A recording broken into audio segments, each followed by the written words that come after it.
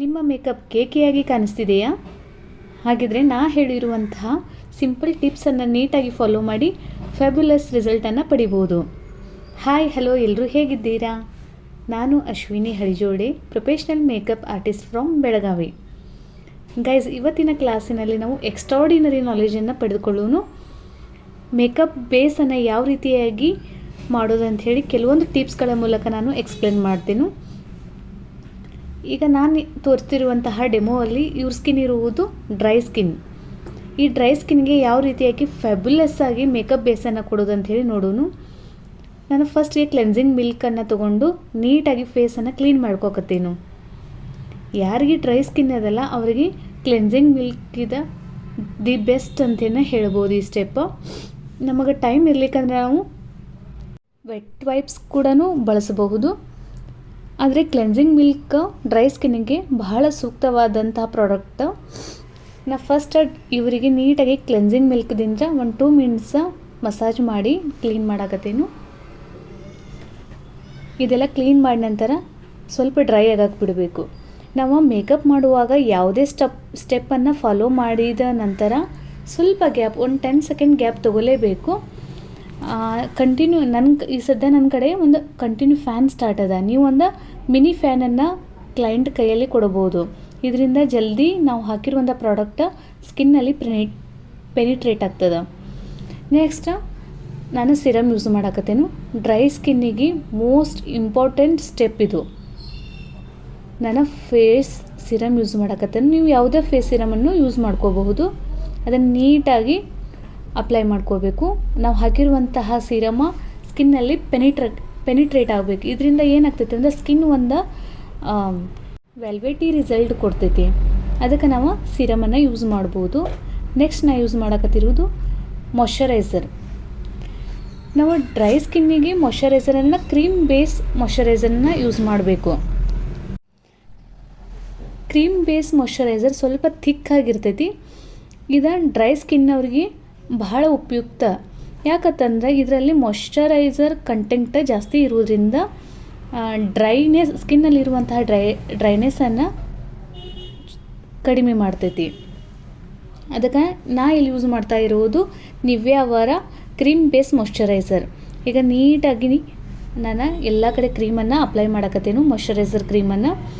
ಇವನ್ ಕಣ್ಣಿನ ಹತ್ರ ಕೂಡ ಈ ಮಾಯ್ಶ್ಚರೈಸರ್ನ ನೀಟಾಗಿ ಅಪ್ಲೈ ಮಾಡಬೇಕು. ಯಾಕಂದರೆ ಕಣ್ಣಿನ ಹತ್ರ ರಿಂಕಲ್ಸ್ ಎಲ್ಲ ಜಾಸ್ತಿ ಇರ್ತಾವಲ್ಲ, ಅದಕ್ಕಾಗಿ ಅದನ್ನು ನೀಟಾಗಿ ನಾವು ಕ್ರೀಮನ್ನು ಅಪ್ಲೈ ಮಾಡೋದ್ರಿಂದ ರಿಂಕಲ್ಸ್ ಪ್ರಮಾಣ ಕಡಿಮೆ ಆಗ್ತೈತಿ. ಈಗ ನಾನು ಸ್ಕಿನ್ ಪ್ರೆಪ್ ಮಾಡಿದ ನಂತರ ನಾ ಹೋಗ್ತಾ ಇರುವುದು ಐ ಮೇಕಪ್ ಕಡೆ. ನೀವು ಫಸ್ಟ್ ಐ ಮೇಕಪ್ ಮಾಡಿ ಆದ್ರೂ ಫೇಸ್ ಬೇಸ್ ಕಡೆ ಹೋಗ್ಬೋದು. ಇಲ್ಲ ಫಸ್ಟ್ ಫೇಸ್ ಬೇಸ್ ಮಾಡಿಕೊಂಡು ಆಮೇಲೆ ಐ ಮೇಕಪ್ ಕಡೆನೂ ಹೋಗ್ಬೋದು. ನಾನು ಫಸ್ಟ್ ಸ್ಕಿನ್ನನ್ನು ಪ್ರೆಪ್ ಮಾಡಿಕೊಂಡು ಈಗ ಐ ಮೇಕಪ್ ಕಡೆ ಹೊಂಟೆ. ನನಗೆ ಇದು ಭಾಳ ಈಸಿಯಾಗಿ ಅನಿಸ್ತೈತಿ ಈ ಸ್ಟೆಪ್. ನೀವು ಇದನ್ನು ಕೂಡ ಫಾಲೋ ಮಾಡ್ಬೋದು. ಇಲ್ಲ ಅಂತಂದ್ರೆ ಫಸ್ಟ್ ಬೇಸ್ ಮಾಡ್ಕೊಂಡು ಆಮೇಲೆ ಐ ಮೇಕಪ್ಗೆ ಹೋದ್ರೂ ನಡೀತದೆ. ನನ್ನ ಐಸಿಗೆ ಸುಪ್ರಾ ಪ್ಯಾಲೆಟದಲ್ಲಿರುವಂತಹ ಕನ್ಸಿಲರನ್ನು ಯೂಸ್ ಮಾಡೀನಿ.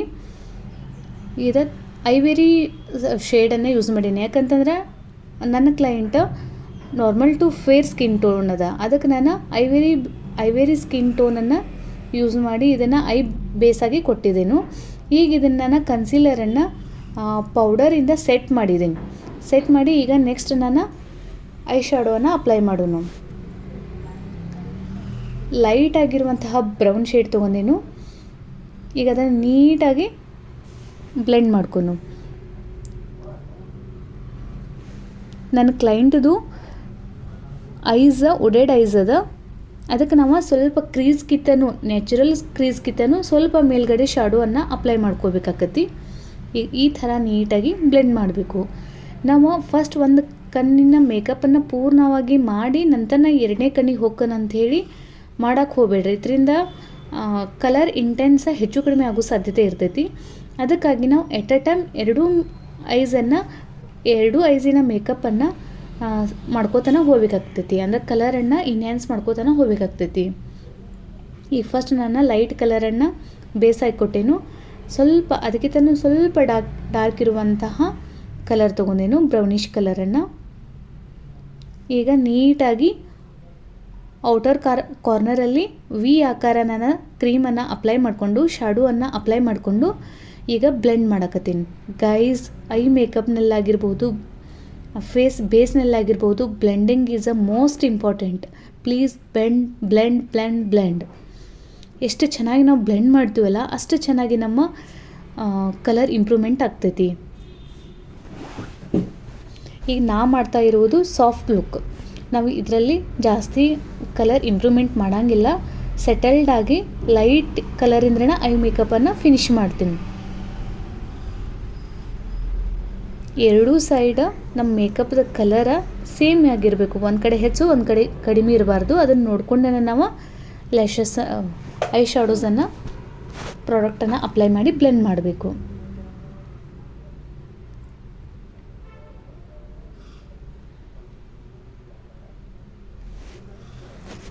ಔಟರ್ ಕಾರ್ನರಲ್ಲಿ ಸ್ವಲ್ಪ ಡಾರ್ಕ್ ಕಲರ್ ಮಾಡಿದ್ದೇನು.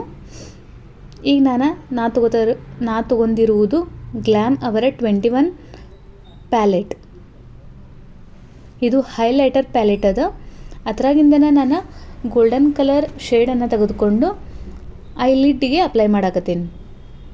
ಇದನ್ನು ಬ್ರಷ್ನಿಂದನೂ ಅಪ್ಲೈ ಮಾಡ್ಬೋದು, ಇಲ್ಲ ಫಿಂಗರಿಂದ್ರೂ ಅಪ್ಲೈ ಮಾಡಬಹುದು. ಇದು ಫಿಂಗರಿಂದ ಅಪ್ಲೈ ಮಾಡಿದ್ದ ಬೆಸ್ಟ್ ಅಂತ ಅನಿಸ್ತೈತಿ. ಯಾಕಂತಂದ್ರೆ ಪಾರ್ಟಿಕಲ್ ಇದ್ರೂ ಭಾಳ ಸೂಕ್ಷ್ಮವಾಗಿರುವುದರಿಂದ ಬೆರಳಿ ಸಹಾಯದಿಂದನೇ ಮಾಡುವುದರಿಂದ ನೀಟಾಗಿ ಅಪ್ಲೈ ಆಗ್ತೈತಿ.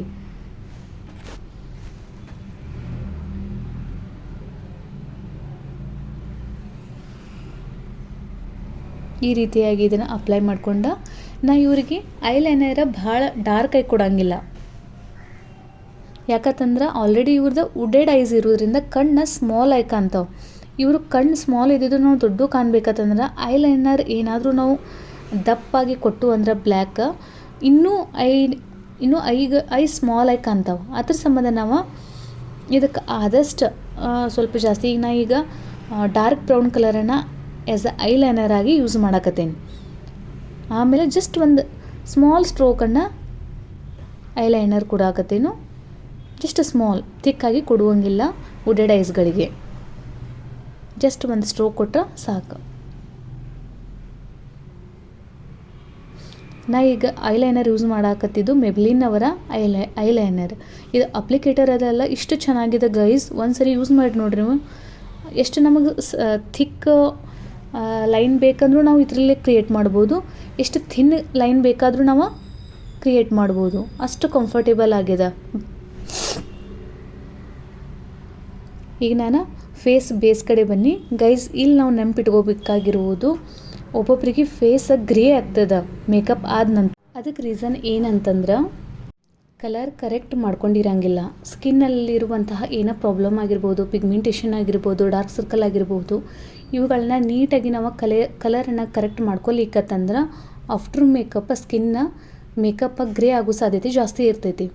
ಅದಕ್ಕೆ ನಾವು ಫಸ್ಟ್ ಸ್ಕಿನ್ ಕರೆಕ್ಟ್ ಮಾಡ್ಕೋಬೇಕು. ಅದಕ್ಕೆ ನಾನು ಫಸ್ಟ್ ಅವ್ರ ಸ್ಕಿನ್ ಟೋನ್ಗಿಂತ 1 or 2 ಶೇಡ್ ಡಾರ್ಕೆಸ್ಟ್ ಶೇಡನ್ನು ತೆಗೆದುಕೊಂಡು ಫಸ್ಟ್ ಒಂದು ಲೇಯರನ್ನು ಹಾಕಿ ಬ್ಲೆಂಡ್ ಮಾಡೀನಿ. ಯಾಕಂತಂದ್ರೆ ಅವರಲ್ಲಿ ನಾ ಈಗ ಇವ್ರಿಗೆ ಮಾಡ್ತಾ ಇರುವಂತಹ ಮೇಕಪ್ದಲ್ಲಿ ಅವ್ರ ಫೇಸಿಗೆ ಜಾಸ್ತಿ ಅಷ್ಟೊಂದು ಪ್ರಾಬ್ಲಮ್ಸ್ ಇಲ್ಲ. ಲೈಟಾಗಿ ಡಾರ್ಕ್ ಸರ್ಕಲ್ ಅನ್ಇವನ್ ಸ್ಕಿನ್ ಅದ. ಅದ್ರ ಸಂಬಂಧ ನಾನು 2 ಶೇಡ್ ಡಾರ್ಕರ್ ಶೇಡ್ ತೊಗೊಂಡು ನೀಟಾಗಿ ಎಲ್ಲ ಕಡೆ 1 ಲೇಯರ್ ಅಪ್ಲೈ ಮಾಡಿ ಅದನ್ನು ಬ್ಲೆಂಡ್ ಮಾಡ್ಕೊಕತ್ತೇನು.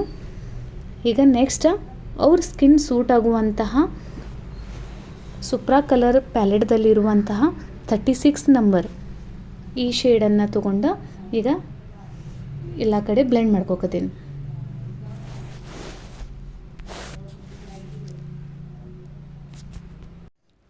ಇವ್ರ ಸ್ಕಿನ್ ಟೋನಿಗೆ ಮ್ಯಾಚ್ ಆಗುವಂತಹ ಶೇಡ್ ಇದೆ. ಅದಕ್ಕೆ ಇದನ್ನು ತೊಗೊಂಡು ನೀಟಾಗಿ ನಾನು ಬ್ಲೆಂಡ್ ಮಾಡಕತ್ತೀನಿ.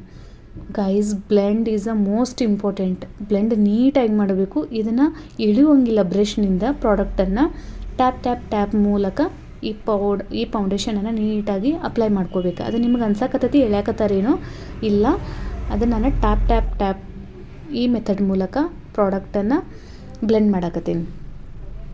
ಬ್ಲೆಂಡಿಂಗ್ ಎಷ್ಟು ಇಂಪಾರ್ಟೆಂಟ್ ಅದ ಅಂದ್ರೆ ಬ್ಲೆಂಡಿಂಗ್ ಸರಿಯಾಗಿ ಆಗ್ಲಿಕ್ಕಂದ್ರೆ ಪ್ರಾಡಕ್ಟ್ ಇಲ್ಲೆಷ್ಟು ಕಾಣ್ತೈತಿ. ಇದರಿಂದ ಕೇಕಿ ಬೇಸ್ ಕೇಕೆ ಆಗೋ ಸಾಧ್ಯತೆ ಜಾಸ್ತಿ ಇರ್ತೈತಿ. ಅದಕ್ಕೆ ಬ್ಲೆಂಡಿಂಗ್ ಈಸ್ ಮೋಸ್ಟ್ ಇಂಪಾರ್ಟೆಂಟ್. ಯಾವುದು ಜಾಗ ಬಿಡಲಾರ್ದ ನೀಟಾಗಿ ಕಂಟಿನ್ಯೂಸ್ಲಿ ನಾವು ಬ್ಲೆಂಡ್ ಮಾಡಬೇಕಾಕತಿ.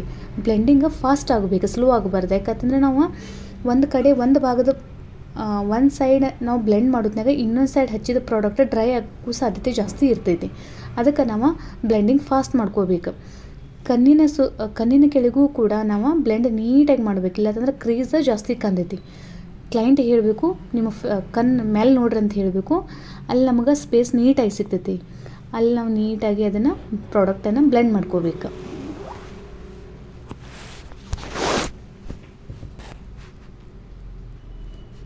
ಒಬ್ಬೊಬ್ಬರಿಗೆ ರಿಂಕಲ್ಸ್ ಜಾಸ್ತಿ ಇರೋದ್ರಿಂದ ಮೇಕಪ್ ಆದ ನಂತರ ಹೆವಿ ಲುಕ್ ಕಾಣ್ತೈತಿ. ಅದಕ್ಕೆ ನಾವು ಸ್ಕಿನ್ ಪ್ರೆಪ್ನಲ್ಲಿ ನೀಟಾಗಿ ಸ್ಕಿನ್ನನ್ನು ಪ್ರೆಪ್ ಮಾಡ್ಕೋಬೇಕು.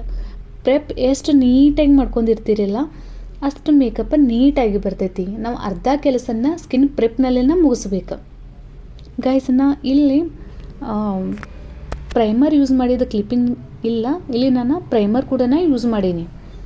ಮಾಯ್ಶ್ಚರೈಸರ್ ಆದಕ್ಕೂ ಪ್ರೈಮರ್ ಯೂಸ್ ಮಾಡಿದ್ದೇನು, ಅದು ಕ್ಲಿಪ್ಪಿಂಗ್ ಇಲ್ಲ, ಸಾರಿ.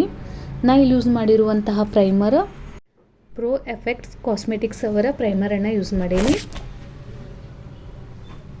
ಈಗ ನೀಟಾಗಿ ಫೌಂಡೇಶನ್ ಎಲ್ಲ ಬ್ಲೆಂಡ್ ಆಯಿತು. ಹೇರ್ಲೈನ್ಸ್ ಕೂಡ ನಾವು ಬಿಡುವಂಗಿಲ್ಲ, ಅಲ್ಲೂ ಕೂಡ ನೀಟಾಗಿ ಅಪ್ಲೈ ಮಾಡ್ಕೋಬೇಕು. ಇಲ್ಲಾಂತಂದ್ರೆ ಹೇರ್ ಇದ್ದ ಕಡೆ ಒಂದು ಶೇಡ, ನಾವು ಫೌಂಡೇಶನ್ ಹಾಕಿರೋ ಕಡೆ ಫೋರೆಡ್ ಒಂದು ಶೇಡ ಸಪ್ರೇಟಾಗಿ ಕಾಣ್ತೈತಿ. ಅದನ್ನು ಕೂಡ ನಾವು ನೀಟಾಗಿ ಬ್ಲೆಂಡ್ ಮಾಡ್ಕೋಬೇಕು. ಫೌಂಡೇಶನನ್ನು ಕಣ್ಣಿನ ಕೆಳಗೆ ನೀಟಾಗಿ ಬ್ಲೆಂಡ್ ಆದ ನಂತರ ಜಲ್ದಿ ಪೌಡರ್ ಯೂಸ್ ಮಾಡ್ಕೋಬೇಕು. ಯಾಕಂದ್ರೆ ಅಲ್ಲಿ ಕ್ರೀಸ್ ಜಾಸ್ತಿ ಆಗ್ತೈತಲ್ಲ, ಅದ್ರ ಸಂಬಂಧ ಜಲ್ದಿ ನಾವು ಪೌಡರಿಂದ ಸೆಟ್ ಮಾಡಿದ್ವು ಅಂದ್ರೆ ಕ್ರೀಸ್ ಆಗೋದಿಲ್ಲ. ಈಗ ನಾನು ಕ್ಲಪ್ಪಿ ಬ್ರಷ್ನಿಂದ ಪೌಡರನ್ನು ನೀಟಾಗಿ ಅಪ್ಲೈ ಮಾಡಕತ್ತೇನೆ. ಇದರಿಂದ ನಾವು ಹಾಕಿರುವಂಥ ಫೌಂಡೇಶನ್ ಸೆಟ್ ಆಗ್ತೈತಿ ಮತ್ತು ಲಾಂಗ್ ಲಾಸ್ಟಿಂಗ್ ಆಗಿ ಬರ್ತೈತಿ. ಈ ರೀತಿಯಾಗಿ ನೀಟಾಗಿ ಪೌಡರನ್ನು ಯೂಸ್ ಮಾಡ್ಕೋಬೇಕು. ನಾವು ಯೂಸ್ ಮಾಡಿರುವಂತಹ ಪೌಡರ ರಿಕೋರ್ಡ್ದವರ ಸೆಟ್ಟಿಂಗ್ ಪೌಡರ್.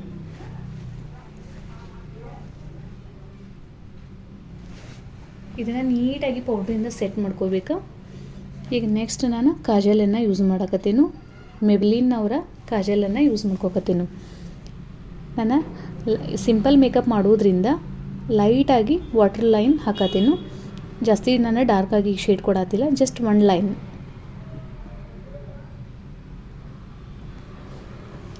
ಜಾಸ್ತಿ ನಾವು ಕ್ಲೈಂಟ್ಸ್ಗೆ ಕಾಜಲನ್ನು ಯೂಸ್ ಮಾಡೋದ್ನಾಗ ಎಲ್ಲರಿಗೂ ಒಂದು ಪ್ರಾಬ್ಲಮ್ ಕ್ರಿಯೇಟ್ ಆಗ್ತೈತಿ. ಕಾಜಲ್ ಹಾಕ್ತಾ ಅವ್ರಿಗೆ ಕಣ್ಣಲ್ಲಿ ನೀರು ಜಾಸ್ತಿ ಸುರಿಯಾಕತ್ತು ಬಿಡ್ತೈತೆ. ಅಂಥ ಟೈಮ್ದಾಗ ನಾವು ಏನು ಮಾಡೋದಂತಂದ್ರೆ, ನೀರು ಬರುವಂಥ ಲಕ್ಷಣ ಕಾಣಕತ್ತು ಅಂದ್ರೆ ಅವ್ರಿಗೆ ಹೇಳ್ಬಿಡೋದು ಕ್ಲೈಂಟಿಗೆ, ಜಲ್ದಿ ಕಣ್ಣು ಮುಚ್ಚಿಬಿಡ್ರಿ, ರಿಲ್ಯಾಕ್ಸ್ ಮಾಡಿದ್ವು ಅಂದ್ರೆ ಕಣ್ಣೀರ ಎಕ್ಸಸ್ ಆಗಿ ಹೊರಗೆ ಬರುವುದಿಲ್ಲ, ನಮ್ಮ ಬೇಸನೂ ಹಾಳಾಗೋದಿಲ್ಲ. ಅದಕ್ಕೆ ನಾವು ಕಣ್ಣಾಗ ನೀರು ಬರಾಕತ್ತು ಅಂದ್ರೆ ಒಂದು 10 ಸೆಕೆಂಡ್ ಅವ್ರಿಗೆ ಹೇಳಬೇಕು, ಕಣ್ಣನ್ನು ಕ್ಲೋಸ್ ಮಾಡ್ರಿ ಅಂತ ಹೇಳಿ. ಈಗ ಕಾಜಲ್ ಹಚ್ಚಿದ ನಂತರ ನಾನು ಮೇಲೆ ಹಾಕಿರುವಂತಹ ಐ ಶ್ಯಾಡೋ ಕಲರನ್ನು ಒಂದು ಪಾಯಿಂಟೆಡ್ ಬ್ರಷ್ನಿಂದ ಕೆಳಗೂ ಕೂಡ ಅದನ್ನು ಸ್ಮರ್ಜ್ ಮಾಡಿನ. ಈಗ ಐಬ್ರೋದಲ್ಲಿರುವಂತಹ ಎಕ್ಸಸ್ ಪ್ರಾಡಕ್ಟನ್ನು ಹಾಕಿರುವಂಥ ಫೌಂಡೇಶನ್ ಆಗಿರ್ಬೋದು, ಪೌಡರ್ ಆಗಿರ್ಬೋದು, ಇದೆಲ್ಲ ಹತ್ತಿರ್ತೈತಲ್ಲ, ಇದನ್ನು ನೀಟಾಗಿ ಒಂದು ಬ್ರಷ್ನಿಂದ ಅದನ್ನು ಡಸ್ಟಪ್ ಮಾಡಿ ತೊಗೊಂಡೆ. ನಾನು ನೈಕಾ ಅವರ ಐ ಶ್ಯಾಡೋ ಪ್ಯಾಲೆಟನ್ನು ಯೂಸ್ ಮಾಡಕತ್ತೀನಿ. ಇಲ್ಲಿ ಈ ಥರ ಬ್ರಷ್ ಇರುವಂತಹ ಕರ್ವ್ ಬ್ರಷ್ ಇರುವಂತಹ ಬ್ರಷನ್ನು ತೊಗೊಂಡಿರುವಂತಹ ಐ ಶ್ಯಾಡೋ ಬ್ಲ್ಯಾಕ್ ಕಲರ್ ತೊಗೊಂಡೇನು. ಯಾಕಂದರೆ ಇವ್ರದ್ದು ಐಬ್ರೋಸ್ ಫುಲ್ ಡಾರ್ಕ್ ಇರೋದ್ರಿಂದ ನಾನು ಬ್ಲ್ಯಾಕ್ ಕಲರನ್ನು ತೊಗೊಂಡೇನು. ಯಾರು ಐಬ್ರೋಸ್ ಲೈಟ್ ಇರ್ತಾವಲ್ಲ ಅವ್ರಿಗೆ ಡಾರ್ಕ್ ಬ್ರೌನ್ ಕಲರ ಶೇಡನ್ನು ತೊಗೊಂಡು ನಾವು ಐಬ್ರೋ ಫಿಲ್ ಮಾಡಬೇಕಾಗ್ತೈತಿ. ಈಗ ನೀಟಾಗಿ ನಾನು ಐಬ್ರೋವನ್ನು ಫಿಲ್ ಮಾಡಾಕತ್ತೀನಿ. ಫಸ್ಟ್ ನಾವು ಲೈನನ್ನು ಶಾರ್ಪ್ನೆಸ್ ಆಗಿ ಮಾಡಿಕೊಂಡು ಆಮೇಲೆ ಒಳಗಡೆ ಎಲ್ಲ ಐಬ್ರೋ ಶ್ಯಾಡೋವನ್ನು ಫಿಲ್ ಮಾಡ್ಕೋಬೇಕಾಗ್ತೈತಿ. ಫ್ರಂಟ್ ಸೈಡ ನಾವು ಎಕ್ಸಸ್ ಪ್ರಾಡಕ್ಟನ್ನು ತೊಗೊಂಡು ಯೂಸ್ ಮಾಡುವಂಗಿಲ್ಲ, ಯಾಕಂದ್ರೆ ಅದು ಒಂಥರ ಡ್ರಾಮೆಟಿಕಲ್ ಲುಕ್ ಅನ್ನಿಸ್ತೈತಿ. ಅದಕ್ಕೆ ಫಸ್ಟ್ ನಾವು ಅರ್ಧದಿಂದ ಹಿಂದ್ಗಡೆ ಅಪ್ಲೈ ಮಾಡ್ಕೊಂಡು ಆಮೇಲೆ ನಾವು ಫ್ರಂಟ್ ಸೈಡ ಪ್ರಾಡಕ್ಟನ್ನು ಯೂಸ್ ಮಾಡ್ಕೋಬೇಕು.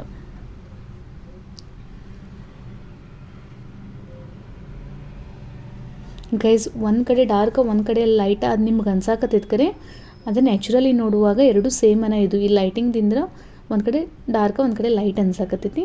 ಆ್ಯಕ್ಚುಲಿ ಅವೆರಡು ಸೇಮ್ ಅದ. ಈಗ ನಾನು ಲಿಪ್ಸ್ಟಿಕ್ ಯೂಸ್ ಮಾಡಕತ್ತೀನಿ.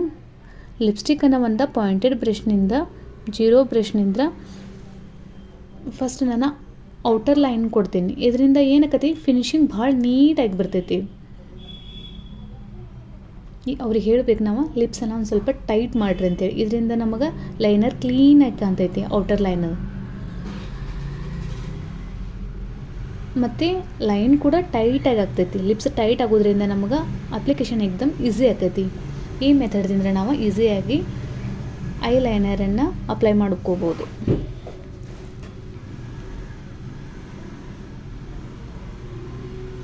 ಇದೆಲ್ಲ ಪ್ರಾಕ್ಟೀಸ್ ಮಾಡ್ತಾ ಬರ್ತದ ಗೈಸ್. ಇದಕ್ಕೆ ಯಾವ್ದು ನಾವು ಸ್ಟಾರ್ಟಿಂಗ್ ಬಿಗಿನರ್ಸ್ ಆಗಿರ್ಬೋದು, ಈಗ ಸ್ಟಾರ್ಟ್ ಮಾಡಕತ್ತು ಅನ್ನೋರ ಜಲ್ದಿ ಹೆದರ್ಕೋ ಅವಶ್ಯಕತೆ ಏನಿಲ್ಲ.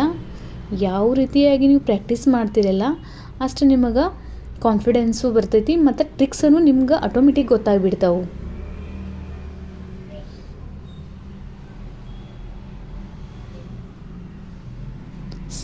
ಲಿಪ್ಸ್ ಎಷ್ಟು ನೀಟಾಗಿ ಲಿಪ್ಸ್ಟಿಕ್ಕನ್ನು ನಾವು ಅಪ್ಲೈ ಮಾಡಿದ್ವಿ. ಈಗ ನಾನು ಎಕ್ದಮ್ ಲೈಟ್ ಅಂದರೆ ಲೈಟ್ ಬ್ಲಷ್ ಮಾಡಕತ್ತೀನಿ. ಯಾಕಂದರೆ ಇದು ನಾರ್ಮಲ್ ಮೇಕಪ್. ಜಸ್ಟ್ ನಾ ಈ ಕ್ಲಾಸ್ನಲ್ಲಿ ನಿಮ್ಗೆ ಬೇಸ್ ಮಾತ್ರ ಹೇಳ್ಕೊಡಕತ್ತೀನಿ. ಅದರಿಂದ ನಾನು ಬ್ಲಷನ್ನು ಎಕ್ದಮ್ ಲೈಟಾಗಿ ಮಾಡಕತ್ತೀನಿ. ನಮ್ಮ ಕ್ಲೈಂಟ್ ಫುಲ್ ಖುಷಿಯಾಗಿದ್ದಾರೆ. ಅವರಿಗೆ ಫುಲ್ ಸ್ಯಾಟಿಸ್ಫೈಡ್ ಆಗ್ಯದ ನಾ ಕೊಟ್ಟಿರುವಂತಹ ಬೇಸ. ಅದಕ್ಕೆ ಅವ್ರು ಸ್ಮೈಲ್ ಮಾಡಕತ್ತಾರು. ಈಗ ನಾನು ಗ್ಲ್ಯಾಮ್ 21 ಪ್ಯಾಲೆಟ್ದಿಂದ ಹೈಲೈಟಿಂಗ್ ಮಾಡಕತ್ತೀನಿ. ಹೈಲೈಟಿಂಗ್ ನೀಟಾಗಿ ಇದನ್ನು ಕೂಡ ನಾವು ಬ್ಲೆಂಡ್ ಮಾಡಬೇಕು.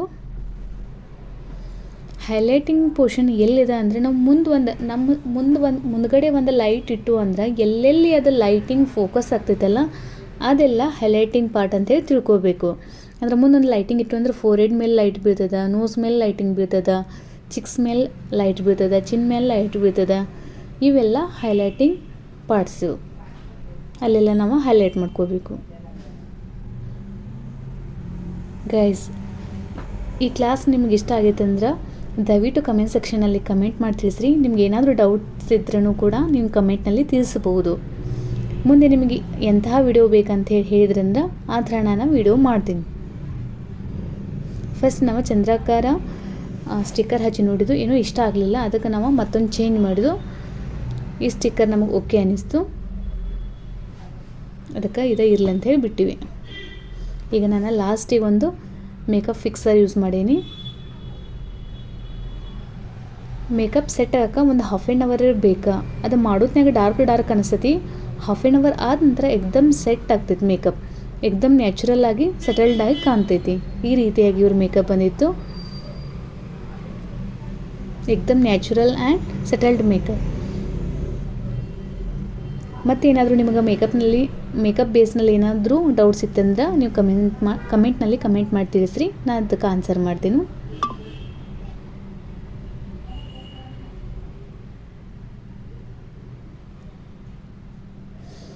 ಇಂದಿನ ಈ ಕ್ಲಾಸ್ನಲ್ಲಿ ಹೇಳ್ಕೊಟ್ಟಿರುವಂಥ ಮೇಕಪ್ ಬೇಸ್ ಯಾವ ರೀತಿಯಾಗಿತ್ತು ಅಂಥೇಳಿ ನಿಮ್ಮ ಒಪಿನಿಯನ್ ನೀವು ಹೇಳ್ಬೋದು.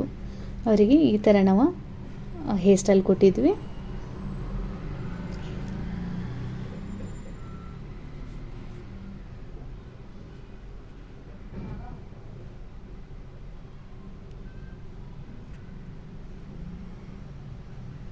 ಈ ಕ್ಲಾಸ್ ನಿಮ್ಗೆ ಏನಾದರೂ ಇಷ್ಟ ಆತಂದ್ರೆ ದಯವಿಟ್ಟು ಲೈಕ್ ಮಾಡಿ, ಶೇರ್ ಮಾಡಿ, ಕಮೆಂಟ್ ಮಾಡಿ. Thank you for watching.